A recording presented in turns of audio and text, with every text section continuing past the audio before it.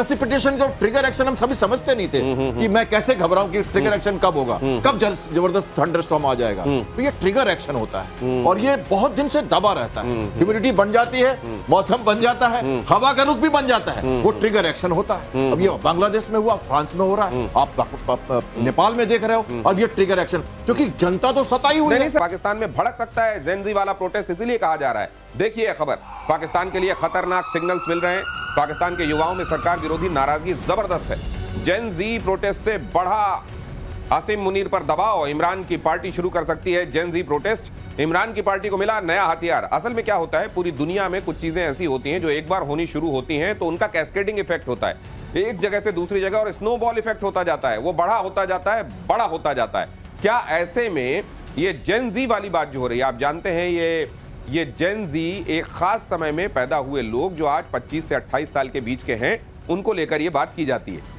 ऐसे में क्या ये जेन ज़ी में गुस्से का उबाल वहां इमरान खान लाने में कामयाब हो सकते हैं? क्योंकि आप जानते हैं यूथ वो वर्ग है सोसाइटी का जो खेलों से, खासतौर से क्रिकेट से बड़ा मुतासिर है इस सब कॉन्टिनेंट में, आप ये जानते हैं। तो क्या ऐसे में इमरान खान वाकई इसको हवा दे सकते हैं? कैसे? देखिए दिनेश जी, आज का युवा बहुत सतर्क है। हम समझते हैं ना, जैसे मैं बात करूं, जैसे जब बरसात होती है ना तो ह्यूमिडिटी चाहिए, ये इतना टेम्परेचर चाहिए, और एक ट्रिगर एक्शन होता है जिसको प्रेसिपिटेशन कहते हैं। मैं पायलट मौसम विभाग की बात कर रहा हूं। तो प्रेसिपिटेशन जो ट्रिगर एक्शन हम सभी समझते नहीं थे कि मैं कैसे घबराऊं कि ट्रिगर एक्शन कब होगा, कब जबरदस्त थंडरस्टॉर्म आ जाएगा। तो ये ट्रिगर एक्शन होता है और ये बहुत दिन से दबा रहता है। ह्यूमिडिटी बन जाती है, मौसम बन जाता है, हवा का रुख भी बन जाता है, वो ट्रिगर एक्शन होता है। अब ये बांग्लादेश में हुआ, फ्रांस में हो रहा है, आप नेपाल में देख रहे हो, और ये ट्रिगर एक्शन क्योंकि जनता तो सताई नहीं सर, लेकिन हम तो ये पाकिस्तान में बहुत दिन पहले, आपको MQM याद होगा सर, किस तरीके से मौलाना ने पूरा ब्रिगेड निकाला, पूरा मार्च निकाला था, और पूरा पाकिस्तान एक तरीके से लग रहा था कि उनके साथ आ रहा है, लेकिन बड़ी बड़ी चतुराई से उसको दबा दिया गया था। तो क्या ये चतुराई एक बार फिर कामयाब होगी या इस बार तो ये विद्रोह होकर रहेगा? देखिए, जो MQM की बात करते हैं, फजलुर रहमान वाली बातें, उस समय भी ऐसा लगता था कि कुछ ना कुछ हो जाएगा। पाकिस्तान के अंदर से जितने यूट्यूबर्स हैं, इवन आप देखते होंगे, आप मीडिया के लोग हैं, वहां से भी मीडिया के लोग जो यूट्यूब बना के डालते थे, और जिस तरह से भारत का वो दिखे एग्जाम्पल ये हो रहा है। इवन ओल्ड पीपल जो हैं पाकिस्तान के अंदर में, उनकी एक ये है कि एग्जाम्पल देखते हैं भारत कि भारत इतनी आगे ऊपर चला गया, हम पीछे रह गए। और 9 मई की जो घटना है ये कभी भी फूट सकती है, मेरा अपना अनुमान ऐसा है। मगर इसको ISI और पाकिस्तान आर्मी ने बड़े बेवकूफ़ी से दबाया हुआ है, और उसका एक कारण है ये है कि ये जो 3-4 जो हम ये प्रदेश हैं जहां पर कि वहां से अलग होने की लड़ाई चल रही है, यदि वो जुड़ जाते, इसलिए वो हाथ जोड़ नहीं कर पा रहे हैं। बलूचिस्तान के लोग अपनी आज़ादी की मांग करें, डिफरेंट जो TTP है वो अपनी डिफरेंट है खैबर पख्तूनख्वा के अंदर में, उसी तरह आप जाएंगे तो POK गिलगित बल्तिस्तान में ये अलग अलग है। यदि ये जुड़ गए तो ये तो इसके पहले, सबसे पहले यही आना था। एक बात ऐड करना चाहूंगा मैं यहाँ पे, ये कौमी जो हुआ था ना, जैसे 9 मई की बात कर रहे हैं, तो वो हुआ था कौमी मूवमेंट, ये कौमी मूवमेंट जो है वो अलग है। ये जो मूवमेंट हो रही है, ये अगर पूरे ये अफगानिस्तान, ये जैसे बलूचिस्तान में भी वही प्रॉब्लम है, सिंध में भी वही प्रॉब्लम है, खैबर पख्तूनख्वा में भी वही प्रॉब्लम है। तो ये जो बहुत गहरा इशारा कर रहे हैं आप, ये कह रहे हैं कि कौमी वाली बात नहीं है, आप ये रोटी कपड़े और मकान से अस्तित्व से जुड़ी बात है। ये जब हुआ तो पाकिस्तान शायद एकजुट भी हो जाए, हो सकता है वो एकजुट हो जाए, क्योंकि सबकी समस्या कॉमन है, और ये बात हमें अलग समझनी चाहिए। ये कौमी नहीं है। इस बार जो हालात बन रहे हैं, और ये जो कहा जा रहा है कि वो ट्रिगर पॉइंट जिसमें प्रेसिपिटेशन शुरू होकर बारिश शुरू हो जाती है, बादल होते हैं, मौसम बनता है, ह्यूमिडिटी होती है, लेकिन एक होता है ट्रिगर पॉइंट जिस पर वो अचानक बारिश शुरू हो जाती है। अब तो लगता है पाकिस्तान में बादल फटेंगे, और नेपाल के बाद अब फ्रांस में भी सड़क पर जेन ज़ी। अगली खबर देखिए, सड़क पर करीब 1 लाख प्रदर्शनकारी उतरे, बसों में आग, दफ्तरों में तोड़फोड़, राष्ट्रपति मैक्रों की आर्थिक नीतियों का विरोध। हालात काबू करने के लिए 80,000 पुलिस वाले फ्रांस में तैनात किए गए हैं, और इस समय बहुत बल प्रयोग करके इसको दबाने में वहां पर प्रशासन लगा हुआ है, लेकिन इसमें वैसी कामयाबी मिल नहीं रही है। और इसमें इसको जो नाम दिया गया है, सब कुछ रोक दो, इसको वहां जिस कैंपेन का जो नाम दिया गया है उसमें उसका जो टैग लाइन है वो ये कहा गया है कि हर चीज को ग्राइंड हॉल्ट पे ला दो, ऐसी स्थितियां बना दो कि सरकार हमसे बात करने के लिए मजबूर हो जाए। सर, फ्रांस में भी ये चल रहा था क्या? बहुत दिनों से चल रहा था बहुत पहले से चल और रहा ये इसमें बेसिक नाराजगी क्या है? देखिए अगर बजट को देखते हुए कुछ जगहों पर बजट एलोकेशंस कम करने पड़े तो ये तो सरकार की मजबूरी है। नहीं, उसका कारण मेन है, एक साल में 4 प्रधानमंत्री आपने सुना है? एक साल में 12 महीने में 4। अब इसलिए हुआ है, भड़का इसलिए प्रधानमंत्री ने रिजाइन किया है। आप कैसे आप बताइए सत्ता को कैसे आप चलाएंगे राजनीतिक तरीके से? दूसरा, वहां पर एक बहुत बड़ा कैमरा है जिसको कहते हैं ट्यूनीशिया इफेक्ट, जो कि आपका लीबिया से जो मुस्लिम्स आए थे वो पूरी उनकी पूरी पकड़ है और वो कभी भी फुटता है। जिस तरह से उनको सप्रेस करते हैं ये लोग, क्योंकि तो लिबरलाइज वे में आए थे कि फ्रांस में रेवोल्यूशंस होता है, तो इसलिए क्या है। और जो इमैनुअल मैक्रोन ने उनको वहां का जो हाल किया हुआ है, खास करके अपने घर में तो कुछ बचा नहीं है अभी, क्योंकि इस तरह से जा रहे हैं, ये चाहते हैं कि पूरा का पूरा यूरोप का जो सत्ता है इनके हाथ में आ जाए, माने ये इसके नुमाइंदे हो जाएं। यही उनकी सोच है ना। इमैनुअल मैक्रोन क्या करते हैं आज के दिन में, इनका जो रेटिंग है वहां पर बहुत कम तो है। आप ये कह रहे हैं कि जो शरणार्थी आए थे वहां पर, मुस्लिम शरणार्थी, उनको ये लगा था कि हमारे लिए तो यहाँ पर सब कुछ आसान रहेगा, लेकिन अब वहां थोड़ा टाइट हैंड से उनको डील किया जा रहा है और इसलिए वो सरकार के खिलाफ है।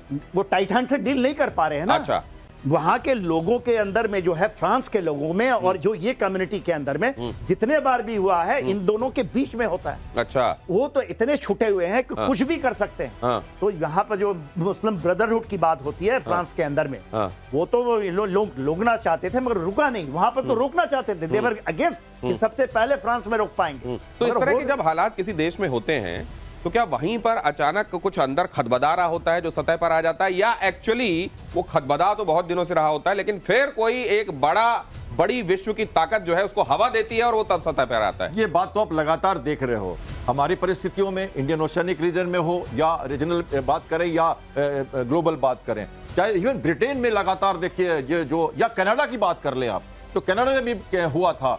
तो जहां भी एक कौमी एक तरह से जब ये दिक्कतें आती हैं तो थोड़ा करके चलता रहता है। अगर सही ढंग से उसको दबा, देखिए कोई दबा भी नहीं पाता। ये कौमी ऐसी सिचुएशन है जिसमें दबाना भी बड़ा मुश्किल होता है, खासकर प्रोग्रेसिव स्टेट जैसे फ्रांस है या यूके है, इटली है। यहां पे जब ऐसी प्रॉब्लम्स आती हैं तो वहां पे ह्यूमन राइट्स की इतनी ज्यादा प्रॉब्लम्स है, आपस में इतनी ज्यादा भिड़ जाते हैं लोग कि आपस में भिड़ के रुक जाती है बात। तो अब जब देखिए अगर पॉलिटिकल विल पावर सही नहीं हो और अगर सही स्टर्न एक्शंस नहीं लिए गए तो ये ट्रिगर एक्शन शुरू होता है। ये उसी का नमूना है। और आज का मैंने कहा ना, युवा सतर्क है, मीडिया से कनेक्टेड है, एक से एक साथ लाखों लोग जुड़ जाते हैं, मिनट के अंदर कई लोग एक साथ आ जाते हैं, वोटिंग करने लग जाते हैं। अब देखो नेपाल में क्या हो रहा है। तो इस तरह की बातें जब होगी तो डरना पड़ता है पॉलिटिकल पावर्स को भी, और पहले से एंटिसिपेट करना पड़ता है प्रॉब्लम को, ग्राउंड रियलिटीज पे रहना पड़ता है। जो लोग नहीं कर पाते तो मैक्रोन की तरह उनको दिक्कतें आती हैं। और एक डर यहां पर भी है, ये इजराइल के दुश्मनों का डर है। क्यों है जरा देखिए, कतर में हमास का पॉलिटिकल ऑफिस तबाह हो गया।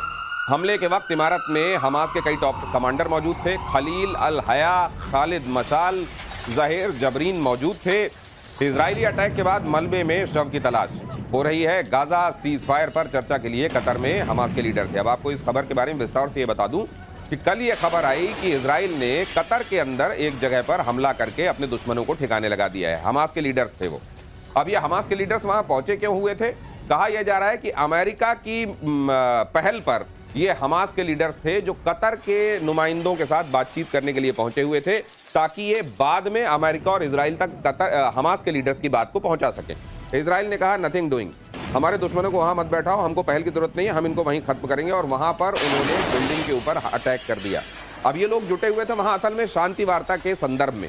इजराइल को लगा कि नहीं, इनसे शांति वार्ता हो नहीं सकती, हमको इबॉलिश ही करना है इनको, और वहां पर इन्होंने मार दिया। अमेरिका कह रहा है कि हमारी पहल पर हो रहा था।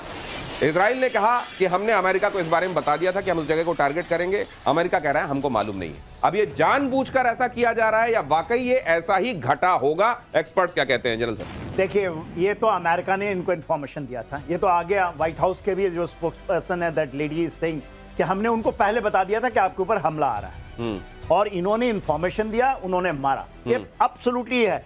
देखिए, हमास मतलब अमेरिका ने दोनों काम किया। दोनों काम। इजराइल को कहा कि वहां पर है, देख लो तुमको क्या करना, और वहां कह दिया कि तुम्हारे ऊपर हमला हो सकता है, तुम्हारी जगह। डोनाल्ड ट्रंप कह रहे हैं कि हमें नहीं पता है, हमें कुछ नहीं पता है। देखिए, तो ये गेम तो खेलते ही खेलते हैं। देखिए हुआ क्या है, वहां 6 लोग मारे गए, ये तो कंफर्मेशन है, जिसमें से 3 तो आप बता ही दिया, आपने नाम दे दिया। और ये कौन है? अहिया सिनवार के नंबर है, now he is the heading Hamas के लीडरशिप को अधिक खत्म करना है। उनके जो फाइनेंशियल हेड है वो मारे गए। इसके अलावा इस्माइल हानिया के से भी पहले जब उन्होंने 6 डे वॉर हुआ था तब छोड़े थे, वो इसमें मारे गए। सर लेकिन मैं देख रहा था कल इजराइल से बहुत सारे ट्वीट आ रहे थे जिसमें वो कह रहे थे अब हमारा बोर्ड कंप्लीट हो गया, हमने जितने टारगेट बनाए थे कि हम इनको समाप्त करेंगे, हमने पूरे लोगों को समाप्त कर दिया। मतलब क्या इनका मिशन अकम्प्लिश्ड है? ये मैं बात बताना, ये मैं आपको एक कमेंट करना चाहता आ रहा हूं सर आपके पास। मैं खत्म कर दूं। देखिए इसमें से 6 तो ऑलरेडी वहां पर हैं, टर्की में बैठे हैं, और वहां पर जो बैठे हैं इस्तांबुल के अंदर में, तो वो तो उड़ेंगे ही। इसके तो आप बाद कह रहे हो सर अब ये टर्की तक पहुंचेगा मामला? 100%। ओ सर आप क्या कह रहे थे? मेरा कहना यह है यहाँ पे कि देखिए इजराइल एक अपनी नीति, सोची समझी नीति के तहत चल रहा है। कल मैंने आपको कहा था मिलिट्री रोल और क्लींजिंग रोल, 2 रोल कर रहा है ये। मिलिट्री रोल में स्ट्राइक्स कर रहा है वो, और क्लींजिंग रोल में पुलिसिंग का भी रोल, वो जैसे जेरूसलम में हो, वेस्ट बैंक में हो, या मोसाद के द्वारा ये जो अटैक देख रहे हैं आप दोहा में, या जो आपने देखा यमन में जो अटैक, तो या ग्रेटर इजराइल की बात करते हुए पेरिफेरल सिक्योरिटी लेते हुए क्लींजिंग का प्रोसेस कर रहा है वो, और इनको मारते जा रहा है। अमेरिका ने कहा हमने बता दिया था, कतार ने बोला हमें नहीं बताया था आपने, कतार ने कहा कि हमें नहीं बताया था। अब देखिए इसके कारण जोर्डान वहां जा रहा है सडनली, सऊदी अरेबिया के चीफ वहां जा रहे हैं, आज कल पहुंच रहे हैं सुबह, और यूएई के चीफ जा रहे हैं। ये सडन मीटिंग है, ऐसे इनकी मीटिंग प्लान थी पर इन तीनों का प्लानिंग नहीं था। अब ये सडन डेवलपमेंट हुई है क्योंकि कतार अपने को एक मीडिएटर मानता है, वो जैसे हमने कहा था वो मीडिएटर है, और सब कह रहे हैं यार कतार को भी तुमने लूट लिया। और अब क्या है, वो कह रहे हैं कि नाटो का सदस्य है इजिप्ट, जो सर कह रहे हैं, सॉरी टर्की, तो वहां वो शरण लेना चाहते हैं कि वहां आर्टिकल 5 में वो नाटो के बच इजराइल जाएंगे। ने तो ये क्लियर होना किया नहीं है। हुआ है कि आप दुनिया के किसी कोने में चले जाएं, ये होना हो नहीं। सकता है नेटो का मुगालता मन में पालकर, और टर्की भी ये सोच रहा हो कि अगर इजराइल के दुश्मनों को यहां पर शरण दे देंगे तो इजराइल यहां कुछ नहीं करेगा। इस मुगालते में किसी को नहीं रहना चाहिए, वो इजराइल है। अगली खबर देखिए, कतर पर इजरायली हमले से टेंशन में है तुर्की। यही बात हम आपको बता रहे हैं कि इस्तांबुल में हमास का पहले से ही दफ्तर मौजूद है।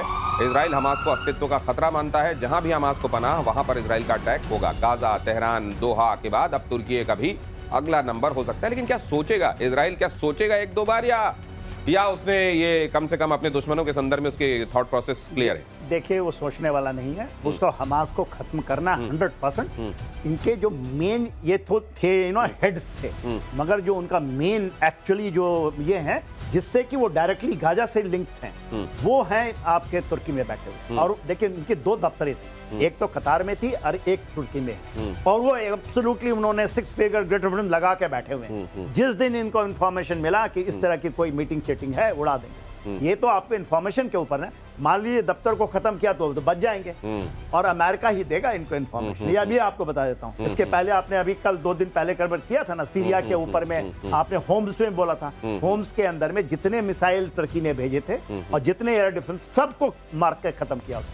दमास्कस के बाद में भी जो उस इलाके में इजराइल ने नहीं छोड़ा, इजराइल कहीं नहीं छोड़ने वाला है। तो अच्छा, भलाई इसी में है कि टर्की अभी उनसे कह दे कि यहाँ से चले जाओ, यहाँ पर मत दिखाई देना, नहीं तो फिर सॉवरेनिटी की चिंता करनी छोड़ देनी चाहिए। क्योंकि अगर वहां दुश्मन है, दुश्मन को पनाह दी गई है, तो सॉवरेनिटी वाला कार्ड फिर आप नहीं खेल सकते, कम से कम इजराइल के साथ। और कतर अटैक पर इजरायली मीडिया का बड़ा दावा, इजरायली हमले को अमेरिका की मंजूरी थी। यूनाइटेड स्टेट्स अफसरों को दोहा हमले की थी जानकारी। सवाल है कि क्या ट्रंप ने कतर में भी खेल कर दिया? हालांकि ट्रंप ने सफाई दी है कि हमला पीएम बेंजामिन नेतन्याहू का फैसला था, उनका फैसला नहीं था। लेकिन सर, इससे क्या अमेरिका की क्रेडिबिलिटी इरोड होगी? कोई क्रेडिबिलिटी पर फर्क नहीं पड़ेगा, या ट्रंप के होने के बाद क्रेडिबिलिटी के लिए बचा क्या है? आपको क्या लगता है? आप उनकी कोई क्रेडिबिलिटी है? वो यही चीज, अमेरिका यही दादागिरी करता है। और देख लीजिए, इसलिए अमेरिका है, ये भी मान लीजिए। पेंटागन अमेरिका अभी भी बचा हुआ है। इसी आप जब बन जाते हैं ना, साधु संत बन जाते हैं, तो आपकी कोई कैटेगरी नहीं होती है। कैटेगरी दादागिरी की ही है। ये टैरिफ लगा लो, ट्रेड ले लो, मारना देख लो। आना ईरान के ऊपर में 37 घंटे का हैमर स्ट्राइक किया उन्होंने, ऑपरेशन हैमर स्ट्राइक। अभी वहां पहुंच रहे हैं। ये तो बड़ा ये तो दुनिया को ये सिखाया जा रहा है, बताया जा रहा है कि शराफत अली को शराफत मार डालेगी, इसलिए शराफत छोड़ के ही बाकी सब चीजें। ये अमेरिका तो यही बता रहा है। तो अमेरिका को जब यही वाली दवाई कोई दूसरा देगा तो उसको कड़वी लगेगी कि नहीं लगेगी? लग रही है ना, दे रहा है ना, भारत दे रहा है कि नहीं दे रहा है? आप ये बताइए। वो तो कह गए कि हम तो ऑपरेशन सिंदूर में उनको भेजना नहीं, लेकिन कैप्टन शाम ने एक बात कही थी सर कि दिवाली आने के पहले पहले आप देखेंगे कि ये जो टैरिफ का झाग है ये बैठने लगेगा। ये आपको कैसे महसूस, ये अचानक जो सुर बदलने लगे हैं, ये वैसे ही जैसे इनको हफ्ते में एक आध बार कुछ अजीब सा होता है, तरंग आती है, वैसी तरंग आई है, ये चलेगी, ये लंबी है भी। ऐसा नहीं है। हाँ, मैं ये जैसे बोन होमी चलेगी, ये नहीं चलेगी। हाँ। ये देखिए मेरा आकलन जो लगातार जब से मैं ट्रंक पहले में भी थे, आप भी हैं, उनको मैं जब देखता हूं, उनकी स्वभाव को देखता हूं, उनकी बातों का आकलन करता हूं, या उनके जो डायलॉग्स होते हैं, हाँ। उसके हिसाब से मेरा आकलन है। प्लस जो भारत की स्थिति है, हाँ। ग्लोबल जो परिप्रेक्ष्य में हम देख रहे हैं भारत की स्थिति, हाँ। दूसरे राष्ट्रों के साथ हाँ। पैरेलल जो हमारा ग्रोथ है, उसको मिलाते हुए भारत के प्रधानमंत्री ने वो कह रहे हैं मोमेंट्स ऑफ ओकेजन है, और ये भी कह रहे हैं कि हमने सोचा था हमने खो दिया, सर। मेरे ऐसा को हुआ देख नहीं के है। वो याद आता है, ये चेहरा भी, ये हमारे ग्राफिक्स ने बड़ा सही और माकूल चेहरा बनाया है यहाँ पे। ये मेरे को कोई याद आता है जिन्होंने बच्चों से कहा कि तुमको जो सवाल मन में आता है मेरे से पूछो। उन्होंने कुछ एक सवाल पूछे कि कुतुब मीनार कहाँ है, अच्छा ताजमहल के बारे में बताइए। उनको कुछ नहीं मालूम था, नहीं बोले ये तो नहीं मालूम, ये भी नहीं मालूम। तो बोले कि तो फिर आपसे क्या पूछें? नहीं, जो मन में आता है पूछो, पूछोगे नहीं तो तुम्हारा जीके कैसे बढ़ेगा। ये वही वाला हाल है इनसे, आप कोई तवक्को नहीं कर सकते, लेकिन इनके साथ डील करना बंद भी नहीं कर सकते।